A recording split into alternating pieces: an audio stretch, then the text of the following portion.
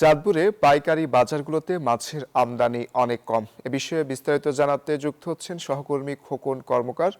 খোকন, চাঁদপুরে মাছের বাজারের কি চিত্র দেখছেন?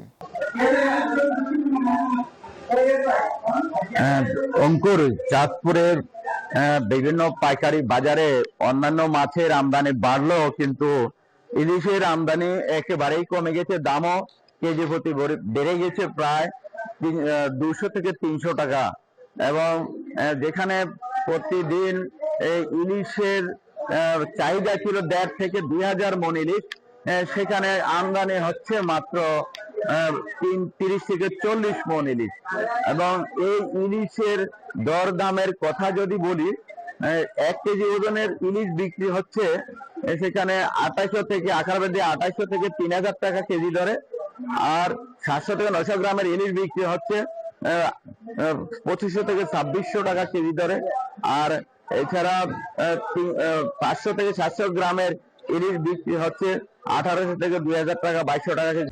Bashundhara public school and college 2026 শিক্ষাবর্ষে ভর্তি চলছে। আর অন্যান্য মাছের কথা যদি বলি, অন্যান্য মাছের মধ্যে যেমন আছে এখানে পাঙ্গাস বিক্রি হচ্ছে 180 থেকে 200 টাকা কেজি দরে। আর এছাড়া যে রুই মাছ, কাতল মাছ 1 থেকে 1.5 কেজি ওজনে তার বিক্রি হচ্ছে 400 থেকে 350 থেকে 400 টাকা কেজি দরে। এছাড়া অন্যান্য যে মাছ আছে, যেমন এখানে চাষ করা সিলভার কাপ, তা বিক্রি হচ্ছে 200 টাকা কেজি দরে। আর এছাড়া যে নদীর যে অন্যান্য মাছ, যেমন আপনার এখানে বিভিন্ন ধরনের পোয়া আছে, তা বিক্রি হচ্ছে 180 থেকে 200 টাকা কেজি দরে। আর এখানে যে পাঙ্গাস নদীর পাওয়া যায়, তা বিক্রি হচ্ছে বড় সাইজের 1 কেজি, 10 কেজি, 12 কেজি ওজনে, তাও বিক্রি হচ্ছে 1800 থেকে 2000 টাকা কেজি দরে।